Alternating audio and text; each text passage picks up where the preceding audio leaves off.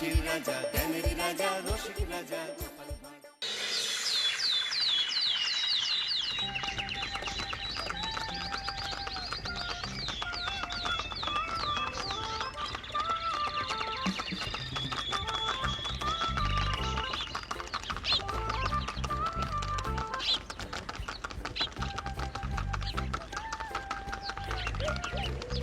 অনেক দিন পর বেশ লাগছে বন ভ্রমণ। মাঝে মাঝে কাজের ফাঁকে এইসব জায়গায় এলে মন খুব ভালো লাগে। শুদ্ধ বাতাস, মাটির সোনা গন্ধ, পাখির কলতান, আহা।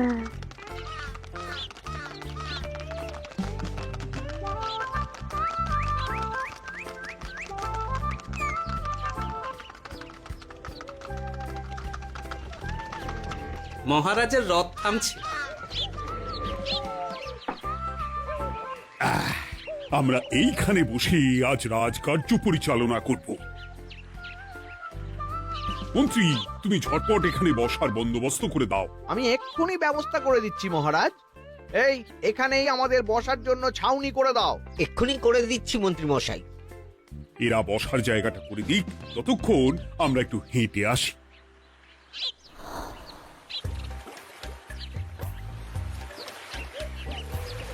সকালবেলা হাঁটা শরীরের পক্ষে খুব ভালো মহারাজ।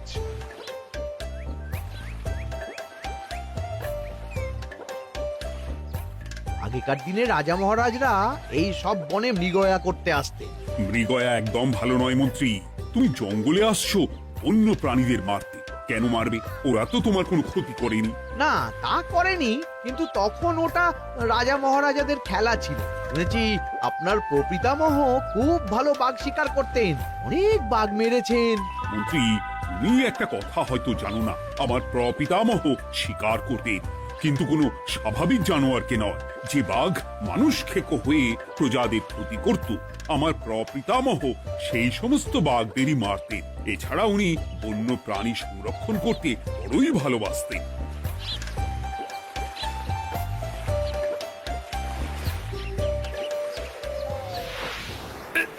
উফ, এটা আবার কি? এই এটা আবার কোথা থেকে উড়ে এলো?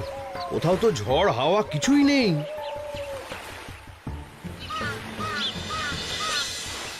একটা ধাঁধা মহারাজ, এই কাগজে লেখা। ধাঁধা পড়ো দেখি। জোয়ার ভাটা প্রভুর খেলা, ভাটা হবে হলে বেলা। ভাটা হলেই দেখা যাবে লাল রঙের এক পাথর পাবে। নদীর ধারে গর্ত করে যত্নে সাজাই কলস ভরে। হেথায় হোথায় ছড়িয়ে যাহা, অন্ধকারে জলে তাহা। ঢুকলে চক্ষু ঝলসে যাবে, হাতের কাছে ঘন্টা পাবে। ঠিক ঘন্টা বাজলে পরে পড়বে ঝরে থরে থরে। ঘন্টা যদি হয় ভুল, যেন তুমি হারাবে কুল। ঠিক ঘন্টা চিনতে হলে নকশা দেখো চক্ষু খুলে। সিন্দুক দেওয়ালে হাত দাও, আসল ঘটনা জেনে নাও। ওরে বাবা, খুব দীর্ঘ ধাঁধা। তা মন্ত্রী, তুমি কিছু বুঝলে? এটা একটা গুপ্তধনের নকশা। এর মধ্যে গুপ্তধন কোথায় আছে তার একটা ধারণা দেওয়া আছে। গুপ্তধন? ওটা আমাকে পেতেই হবে, পেতেই হবে। দেখি দেখি, একবার কাগজটা দাও। গোপাল, কাগজটা আগে আমার হাতে দাও, দেখি ভালো করে। এখন নদীতে জোয়ার চলছে গোপাল। একটু পরেই ভাটা শুরু হবে। হ্যাঁ, ভাটা না হলে কিচ্ছু বোঝা যাবে না। এখানে স্পষ্ট লেখা আছে, ভাটা হলেই দেখা যাবে লাল রঙের এক পাথর পাবে। তার মানে আমাদের ভাটা হওয়া পর্যন্ত অপেক্ষা করতে হবে। না, সময় নষ্ট না করে ধাঁধাটার সমাধান করতে শুরু করি। ভাটা হলে একটা লাল রঙের পাথর দেখা যাবে, এই পর্যন্ত পরিষ্কার আছে। বুঝতে হবে ওর পর থেকে। পড়ো গোপাল, চলো আমরা সবাই বুদ্ধি লাগাই। নদীর ধারে গর্ত করে যত্নে সাজাই কলস ভরে। এটার অর্থ, ধাঁধাটা মাথায় বসিয়ে নিয়েছি, এবার কে কি বলবে সেটা শুনতে হবে। চলো গোপাল, আমরা ধাঁধা যেমন যেমন বলেছি তেমন তেমন ভাবেই চলি। চলুন মহারাজ, এখন আমাদের দেখতে হবে লাল পাথর। কোথায় আছে লাল পাথর? চলো চলো সবাই, চোখ কান খুলে আমরা নদীর পাড় ধরে হাঁটি। আমি একটু তফাতে হাঁটি।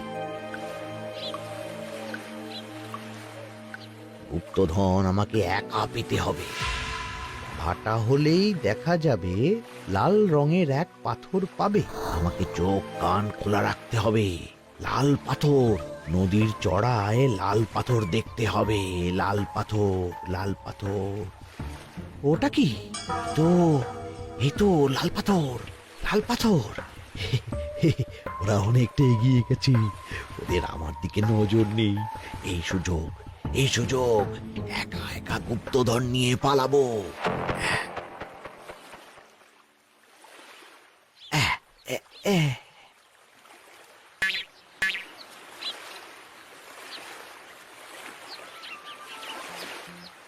কি গো, আমরা তো হেঁটেই চলেছি, লাল পাথর তো কই দেখতে পাচ্ছি না।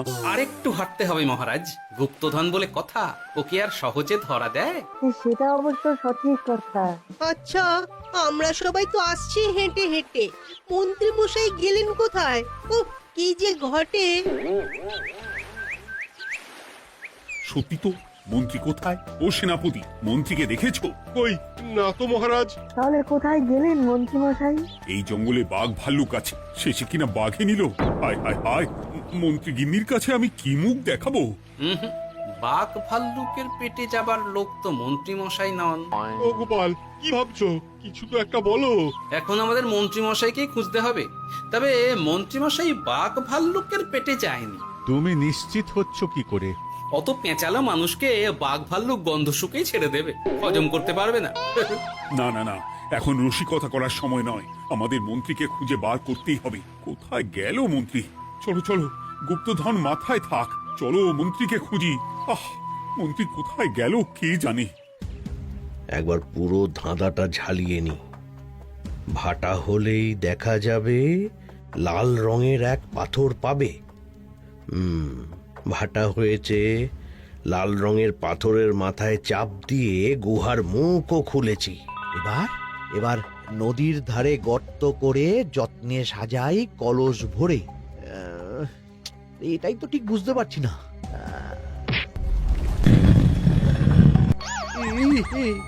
এই রে, এবার কি হবে? হ্যাঁ মহারাজ, কোথাও একটা আওয়াজ হলো। এই, আওয়াজটা কোন দিক থেকে হলো? চলুন সামনে এগিয়ে যাই। আমার মনে হয় আওয়াজটা সামনের দিক থেকে এলো। আমারও তাই মনে হলো। তবে কি মন্ত্রী মশাই লাল পাথরের হদিশ পেয়ে গেছেন? আমাদের চোখে পড়লো না, অথচ মন্ত্রী মশাইয়ের চোখে পড়ে গেল। আসলে আমরা কথা বলতে বলতে গেছি, তাই নজরে পড়েনি। মন্ত্রী মশাই একা একা আমাদের পেছন পেছন আসছিলেন। উনি ইচ্ছে করেই আমাদের পেছনে পেছনে আসছিলেন। নিজে একা গুপ্তধন নিয়ে যেতে চেয়েছিলেন, এখন কোথায় আছেন কে জানে।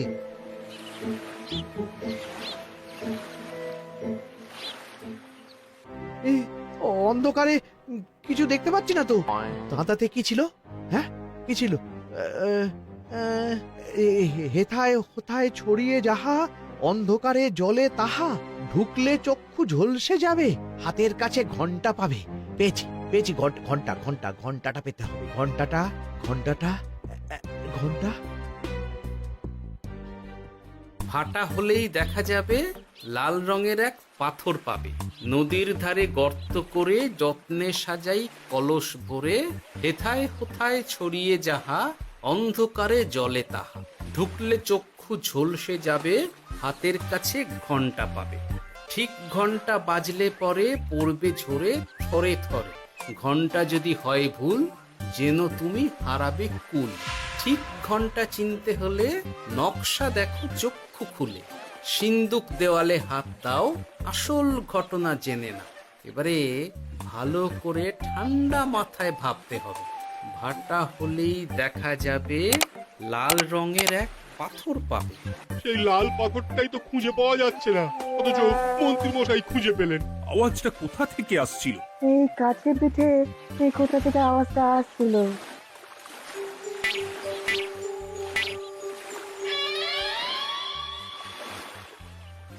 এই তো,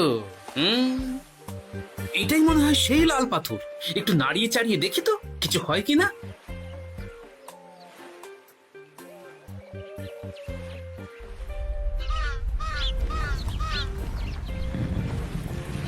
এই তো, কাজ হয়েছে।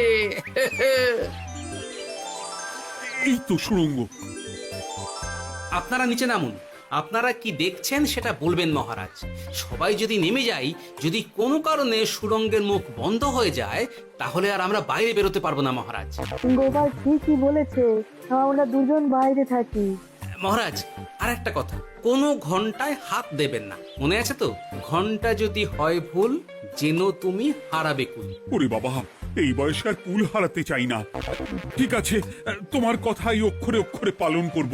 দেখি এই সুরঙ্গে মন্ত্রী মশাইকে দেখতে পাই কিনা। চলুন মহারাজ, সুরঙ্গে নামি। সবাই সাবধানে নামো।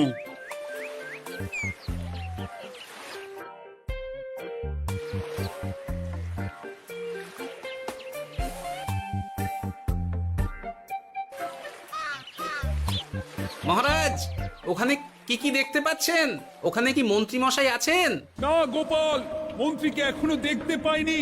শুধু আমি এখানে অজস্র পাথর দেখতে পাচ্ছি। পাথরে পাথরে ছয়লা, ছোট বড় অজস্র। পাথরগুলো বড় অদ্ভুত, কিরকম কিরকম মানুষ মানুষ গড়ন। লম্বা বেঁটে হরেক রকম। মানুষ মানুষ গরম, সেটা কিরকম? আর কিছু? কোনো কলসি কি দেখতে পাচ্ছেন? কলসি তো দেখতে পাচ্ছি না। মহারাজ, কলসি থাকতেই হবে, কারণ ধাঁধায় লেখা আছে, নদীর ধারে যত্ন করে যত্নে সাজাই কলস ভরে। গর্তটা আসলে হলো সুড়ঙ্গ, কিন্তু কলস। মহারাজ, মহারাজ, এইদিকে এইদিকে একটা কলসের মতো কি যেন আছে। এইদিকে আসুন, এদিকে এদিকে। হ্যাঁ গোপাল, দেখতে পেয়েছি। এবার আমি যেরকম যেরকম বলবো সেই রকম সেরকমই করবেন। আমি বিজ্ঞানীকে নদী থেকে জল তুলে পাঠিয়ে দিচ্ছি। পাত্র কোথায় পাবে? আমাদের জল খাবার যে পাত্র আছে সেটা আনতে লোক পাঠাচ্ছি। ঠিক আছে। শুধু একটা কথা বলছি, আপনারা কেউই সুড়ঙ্গের ভেতরে কোনো কিছুতে হাত দেবেন না। কেন গোপাল? সব পরে বলবো, এখন আমি যা বলছি সেটা শুধু মনে রাখুন। সুড়ঙ্গের ভেতরে কিছুতে হাত দেবেন না। ঠিক আছে। প্রহরী, তুমি যাও, যেখানে আমাদের বসবার আয়োজন করা হয়েছে সেখানে গিয়ে একটা জলের পাত্র নিয়ে নদী থেকে জল ভরে নিয়ে এসো। গোপাল, মন্ত্রী মশাই কোথায় গায়েব হয়ে গেলেন? কোথাও গায়েব হয়ে যাননি বিজ্ঞানী, কোথাও গায়েব হয়ে যাননি উনি। উনি ওই সুড়ঙ্গের ভেতরেই আছেন। কিন্তু কেউ তো ওনাকে দেখতে পাননি। সম্ভবত পাথর হয়ে আছে। এখন কিভাবে পাথর হয়েছেন সেটা তো আমি বলতে পারবো না। সবটাই স্বপ্নের মতো লাগছে। ঠিক যেন স্বপ্নের মতো লাগছে। এই জীবনে সুরঙ্গ দর্শন হয়ে গেল। আমাদের পাতাল প্রবেশ। পাতালে আসিয়া আমি মনে মনে বলি, গুপ্তধন নিয়ে আমরা যেন সৎ পথে চলি। তোমার এখনো কাব্য আসছে সভাকবি? আসছে মানে কাব্যের সাথে আছে রোমাঞ্চ, করছে গা শীত, হচ্ছি আমি অধীর। মহারাজ, জল দিয়ে বিজ্ঞানীকে পাঠাচ্ছি। কি করতে হবে বিজ্ঞানীকে সব বলে দিয়েছি। তুমি ভেতরে আসবে না? আসবো ঠিক সময়ে। এখন আমি যেমন যেমন বলবো আপনি ঠিক তেমন তেমন করবেন। ঠিক আছে। বিজ্ঞানী, যেমন যেমন বললাম ঠিক তেমন তেমন ভাবে কলসিকে জল দিয়ে পরিষ্কার করবে। মনে রেখো, ধাঁধায় আছে কলসি সাজাই যতন কর। তুমি একটা কথা মনে রেখো বিজ্ঞানী, কোথাও হাত দিও না কিন্তু। ঠিক আছে গোপাল, তোমার উপস্থিত বুদ্ধির তুলনা নেই। আমি যাচ্ছি গোপাল। সাবধানে সাবধানে। মহারাজ, বিজ্ঞানী যাচ্ছে। সাবধানে নামো, সাবধানে। মহারাজ, এই কলসিটা কোথায়? ওই তো, একটু সাবধানে যাও।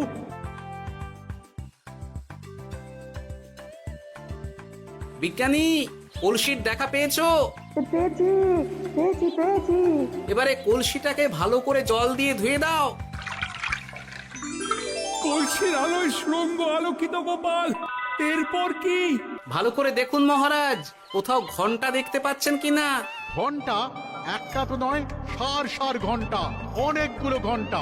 সাবধান, ঘন্টায় হাত দেবেন না, শুধু দেখুন।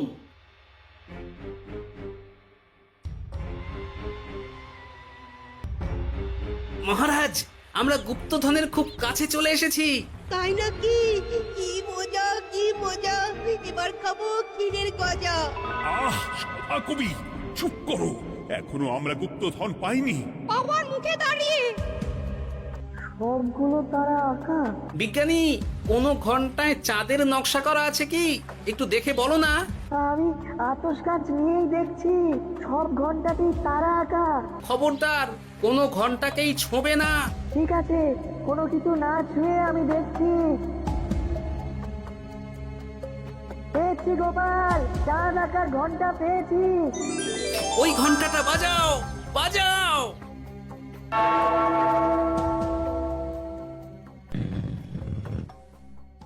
গুপ্তধন পেয়েছেন মহারাজ? বাঁচাও, বাঁচাও, বাঁচাও। বাঁচান মহারাজ, বাঁচান বিজ্ঞানী, মহারাজ। মন্ত্রীর গলা পাচ্ছ না? মহারাজ, আমি পাথর হয়ে আছি, আমাকে মানুষ করুন মহারাজ। তুমি তো মানুষই ছিলে, হঠাৎ করে পাথর হলি কেন? মহারাজ, গুপ্তধন পেয়েছেন? পেয়েছি, তার সাথে মন্ত্রীকেও পেয়েছি। মন্ত্রী এইখানে কোথাও পাথর হয়ে দাঁড়িয়ে আছে। দাঁড়ান মহারাজ, এবার আসছি। সাবধানে এসো। আমি ভেতরে যাচ্ছি, বুঝলে?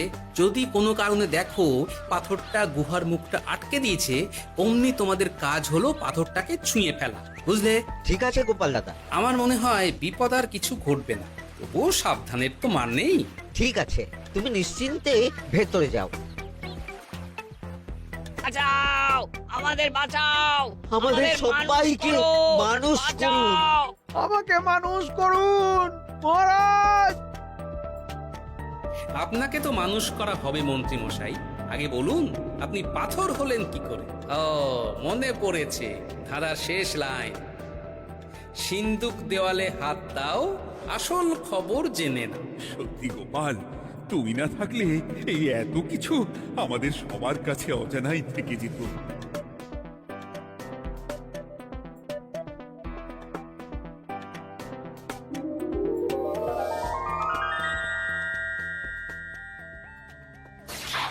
ধন্যবাদ আমাকে মুক্ত করার জন্য।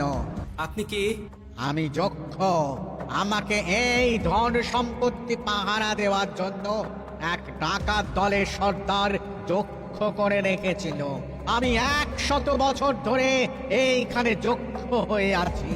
আমি তোমার জন্য মুক্ত হলাম গোপাল। এই সম্পত্তি তোমার গোপাল। সম্পত্তি নিয়ে আমি কি করব? আমি এই সব সম্পত্তি মহারাজকে দান করলাম, রাজ্যের অনেক কাজ হবে। তুমি ধন্য গোপাল, তুমি ধন্য। এবার আমার যাবার সময় এসেছে, আমাকে যেতে হবে।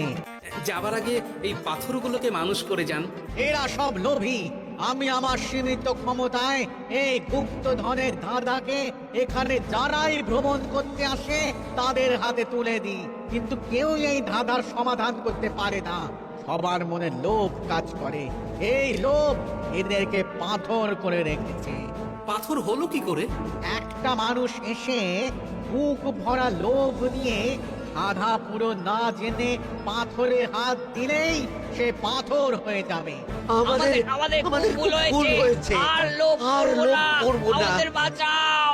আমাকে মুক্ত করে দিন, আমার খুব ভুল হয়েছে মহারাজ, মুক্ত করে দিন আমায়। তুমি এখানে আগে এসেছিলে, তাই তো আগে এসে ভাবলে নিজেই একা একা গুপ্তধনকে হরপ করে দেবে। এদিকে তোমাকে না দেখতে পেয়ে আমাদের কত চিন্তা হচ্ছিল। যারা লোভী তারা কারো কথা ভাবে না, শুধু নিজের কথা ভাবে। আমাকে আর একটা সুযোগ দিন, আমি আর লোভ করব না মহারাজ। ও, তোমার কথার কোনো দামই নেই। না মহারাজ, আমাকে আর একটা সুযোগ দিয়ে দেখুন, আমি আর লোভ করব না, আমাকে মানুষ করুন মহারাজ। আমাদের সবাইকে মানুষ করুন, দয়া করে মানুষ করুন। যক্ষরাজ, এদের আপনি ক্ষমা করে দিন। ঠিক আছে, তোমাদের আবার মানুষ করে দিচ্ছি।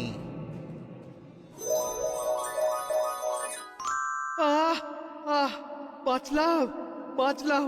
এই রকম বারবার বাঁচা যাবে না, কিন্তু এবার সাপ ব্যাং যাই হবে না কেন ওইভাবেই থাকতে হবে, এই আমি বলে দিলাম। এবার আমার মুক্তি। মুক্তি নেবার আগে আরেকটা প্রশ্ন, যে ডাকাত সর্দার তার সম্পত্তিকে রাখার জন্য আপনাকে যক্ষ বানিয়েছিল, এই সম্পত্তি তো তাদের, আমরা তো নিতে পারি না। লোভ বড় খারাপ গোপাল, অতিরিক্ত লোভ মানুষকে পশু করে দেয়।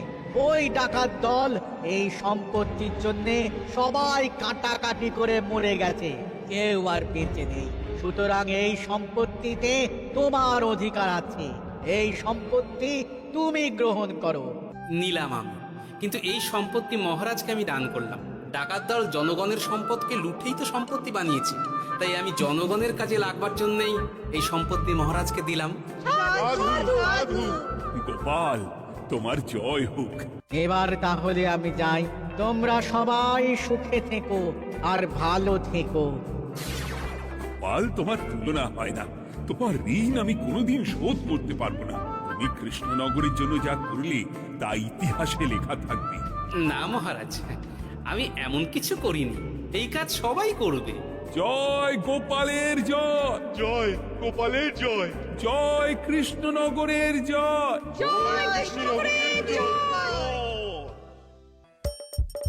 হাসির রাজা জ্ঞানের রাজা রসিক রাজা